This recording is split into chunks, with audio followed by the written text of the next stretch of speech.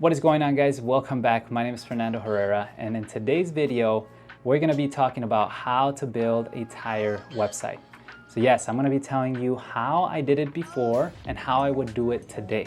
So whether you're a tire shop, you're a tire wholesaler, you're someone who's just coming into the industry, you're considering investing in a website soon, and you want to get yourself more exposed to what's going on, this is the video for you. Now, before we continue, did you know that actually the majority of you watching right now is not subscribed to this channel? If you have anything to do with tires, and most likely if you're watching this video, you have something to do with tires, well, you're not subscribed and you're missing out on content because I publish new, fresh content every week. I do a podcast with tire experts and people who've been really successful in the industry every week, every month. And so again, it would really help me out if you subscribe and if you share this video with a friend or someone who could benefit. But without further ado, let's go ahead and continue with the video. Also, big shout out to TireBase, the sponsor of this video. I will be talking about them more later in the video, but if you want to be a sponsor in one of my videos, I am looking for sponsors. So be sure to check out, there's gonna be a form in the link in the description below. If you want to sponsor one of my videos, absolutely submit a submission and we'll go ahead and review it and I'll send you the details. But thank you again, guys, for watching, and let's continue with the video. So the first thing you need to know is what type of website are you trying to build? Because there's two types of different websites and people often get them confused. So there's one which is the B2C and the B2B. B2B is a lot simpler, so I'll start with that one. B2B stands business to business, so that means wholesalers, right? So let's say you have a warehouse or a large amount of inventory that you want to wholesale to other people with businesses. Oftentimes it's closed, it requires a login, but think about ATD Online, US Auto Force, Tire Hub, all these wholesalers portal. You know, you have an account with them, they give you an access to their system, you log in, you can see their inventory, you can place orders, you can keep track of how much you owe, all that stuff. And so if you're trying to build a B2B website, let me tell you, these are very simple, and that's why I'm starting with this one first. But really all you need is to share your inventory, have a way to access or to give access to your clients. Because again, you might have a dealership, you might have a rental car company and a local tire shop. And all these three clients might have different pricing. So you need to have a good site that will allow to display the right pricing for each client. And then again, it should allow your clients to place orders, whether they're gonna be picking up those tires or they're gonna be, doing whatever, on route or whatever. So I'm gonna show you guys an example. So for example, this is what a typical client could look like, right? So you have a website and there's the front end and the back end. The front end is pretty much what you see here. It's kind of like the brands that you carry, a little bit about your company. It could be as simple as this, where, this guy just has brands, login page, open account, and my address and my phone number, and that's it. This works well for, again, companies that don't want to overwhelm their clients with fancy pages and all that stuff, menus, all that stuff. Just go to my website, click login, you'll go to a login page, and that's it. This is, again, where someone will go ahead and log in, and then pretty much they'll have access to the system, your pricing specifically. Now, if you're trying to build a system like this, it's very important that your system has, like what I said, the ability for your clients to search tires. So if I were to search 215, 55, 17, they can find tires, they can sort, they can do filters. Now, obviously, if you're going to be selling wheels, you want to be able to display wheels, to have filters for wheels. You want to also maybe have different views. Some clients, like the list view. Some people want to see the mileage. Some people want to see all this stuff. But assuming that, once you have a wholesale business, it's really easy. The website for wholesalers is really, really simple. Again, you'll have a card. You'll allow them, as you can see here, we have Hertz supposedly logging in. This is their address. They're about to buy 4. I can see how much they have. I can see how much my price is. I can see if there's any FET or state disposal fee or delivery fees. I can pick the delivery method that I want. And then I can add any POs or order numbers, all that stuff. And I can then just place the order. So again, wholesale business is typically very easy, very, very simple to do. And you can do this, again, using PHP. You can hire a developer. You can, Shopify does have some sections, but it can get costly. But for the most part, a lot of companies out there already offer a solution. And that's where our sponsor actually comes in place. So TireBase does offer turnkey solutions for tire wholesalers. So that what you are seeing right now is actually powered by TireBase, and it's a fraction of the cost compared to developing something yourself, or hiring someone, or paying another competitor. So just something to consider. But that's what you need to know about the B2B portal. So if you are interested in checking out TireBase, be sure to go into tirebase.io/YouTube deal, and you'll be able to get a 50% discount for the first month. But anyways, with that being said, let's move now into the B2C website. So for the B2C website, what does it stand for? These are retail sites. So these are sites that you're going to be selling directly to consumers. So again, often you need traffic. You can get them from paid ads, from eBay, Amazon, whatever. But really, I've been able to see so many different sites. But before we even consider building a website, you're going to have to feed it somehow. So how are you going to feed it? Is it going to be, how are you going to connect to your suppliers? That's really the most important thing and the most complex thing, because you're adding inventory from other warehouses, marking it up, and then adding any sort of shipping expenses, and then displaying it for sale. So that's going to be a very important thing. I'm not going to go into details with those. I will leave a card somewhere here where you could click. I've done some more videos in detail of how to connect to suppliers and all that stuff. But this video, I want to focus more on the technical aspects of what a website, or how to build a website. So again, I personally build my website using Shopify, and a lot of you guys have seen my website, again, tiredealer.com. But I've seen people use Wix, I've seen people use WordPress, I've seen people use BigCommerce or whatever. Or you can build it from scratch too. So I've seen some clients some clients and some people that I know that have just built it from scratch. Building it from scratch is a lot more expensive, requires more time, and also a lot more thinking, because the developer is going to do exactly what you ask them to do. And if you're missing some features, it can be daunting, just having to go back and forth with all these missing features and bugs and all that stuff. So you can also use these tools, and I'm going to show you guys again here on my screen. For example, if I go to the tiredealer.com, I use this tool called SimilarTech. And what SimilarTech does, it shows me the technology that's powering this site. So I can see here the type of advertising the tire dealer is using, TikTok, Facebook, Bing, and I can see their e-commerce. So I can see it's a Shopify store.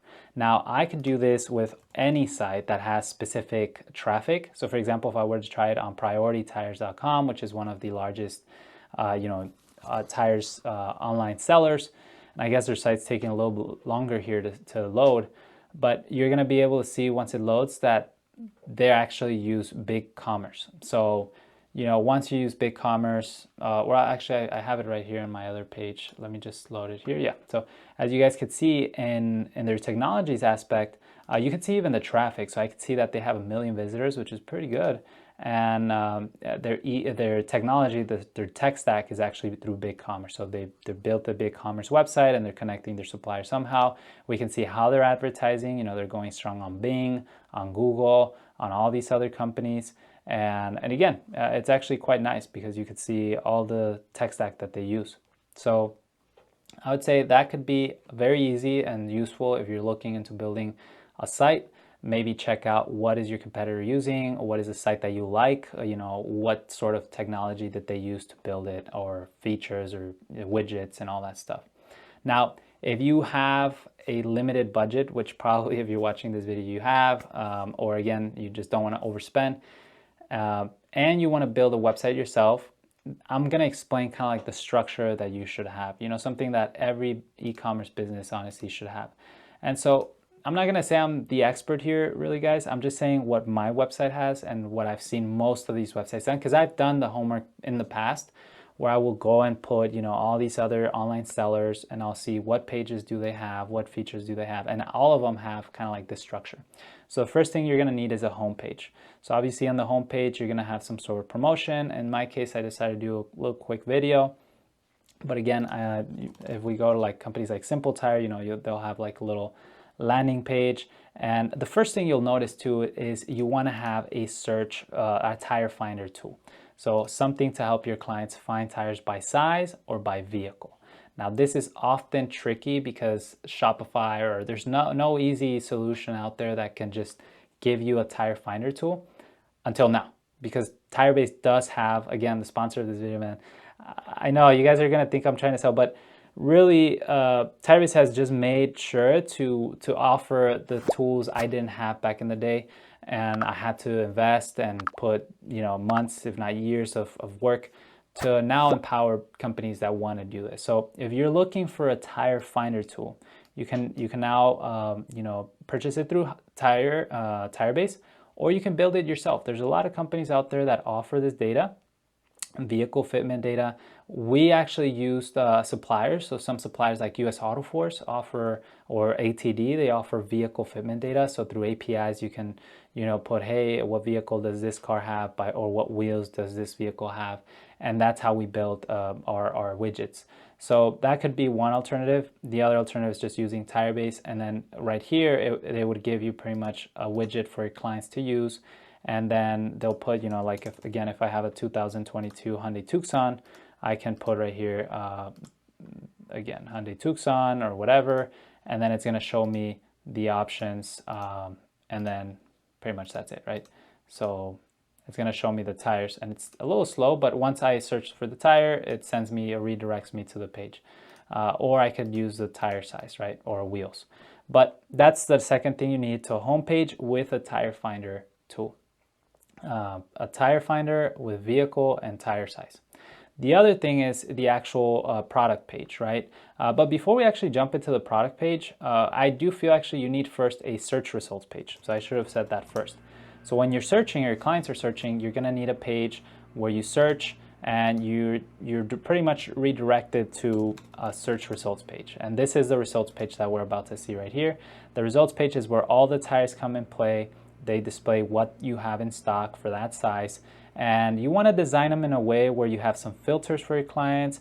You want to show some specs. You want to show maybe a little add to cart.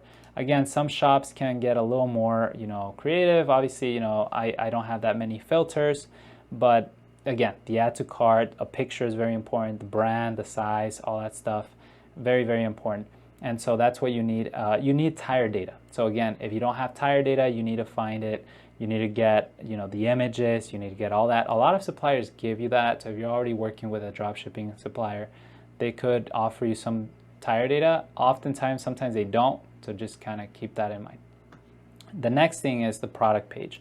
So the product page, in the product page, you want to have, again, the image. This is the product page, right? So once they click on a product, the product has its own URL. There's an image, there's a description, maybe some SKUs, all that stuff, the free shipping, related products, all that stuff. And that's what a product page is, really. And then finally, there's other pages that you can include. Again, typically these pages include something like the Contact Us page, and you could find them in the footer. So honestly, like the About Us page, the FAQ is quite important. The warranty is important. In this case, if you become a larger distributor, you can do the installer network. But yeah, pretty much it's the Contact Us page, About Us, the warranty, FAQ, and financing if you want to, right? So if you go also to the tire dealer, I have a quite small, customer service, warranty info, tipping guides, deals and rebates, and search tires. You can make it as fancy and creative and crazy as you want, or simple as you want. Now, if you have more budget and you want to use a company to build the site for you, you can. That's not a problem. Just be careful, because again, I've seen a lot of companies that will go this route. They'll spend like for example, when I was about to build tiredealer.com, they wanted $20,000 for a very simple website, and I was like, dude, that makes no sense. So I went to Shopify, paid $30 a month, invested maybe like 3 months of my time, maybe did spend $2,000, $3,000 in a different integration to help me get my supplier information over into Shopify, and then that's it. But it was a very, very hard hands-on approach. But that doesn't mean that hiring someone is going to be just paying them and then that's it, right? Oftentimes you'll still have to hire someone, and they still need instructions. So if you're going to be hiring someone, make sure that they know what they're doing. Hopefully they have experience in the tire industry, because if they don't, engineers are just going to do what you tell them to do, and a lot of features are going to be missing, and you're not going to find out until you release the program. and it's just gonna be a never-ending loop where you never go live. So, you know, just keep that in mind. I've seen some companies that have spent $500,000 and they still can't go live, which is ridiculous. You know, it's really crazy. So if you develop the site yourself, it is nice because you have a lot more control on the experience your users have, the integrations that you can build. Just keep in mind that it's going to take more time, it's going to be a lot more expensive, and just get a team that understands and knows how to do it. But well, guys, there you guys have it. These are the essential things to have in a B2C or B2B website. I hope you found this website, I hope you found this video useful. Again, maybe not super technical, but at least it gives you a good foundation of what your website should have if you're looking and building one. So I hope this really helped. Remember that the #1 trait, though, I do see from successful business owners in the industry, the #1 thing that they lack or that they are really good at is action. So if you're thinking about doing something, just do it, okay? Because sometimes I've seen a lot of dreamers, a lot of people that say, we're gonna do this, and then they just never do that. They'll buy the equipment, they'll do everything, and they just don't do it. Even if it's gonna be a cheap website, just a $20 website, you put a whole weekend on it and you paste, you know, some images, get something done, get it live, try selling it to friends or family, but get started. But yeah, just do it. Now, thanks for watching this video, guys. If you want to see the reasons why I no longer sell online, you can click this video right here. And if you also want to see me interview my friend over in Dallas who has 9 retail shops and how he has been able to grow and be successful, you can also click the video right here. Now, don't forget to smash that like button and subscribe. Thank you so much for watching. Share this with a friend, and I'll see you guys next time. Peace.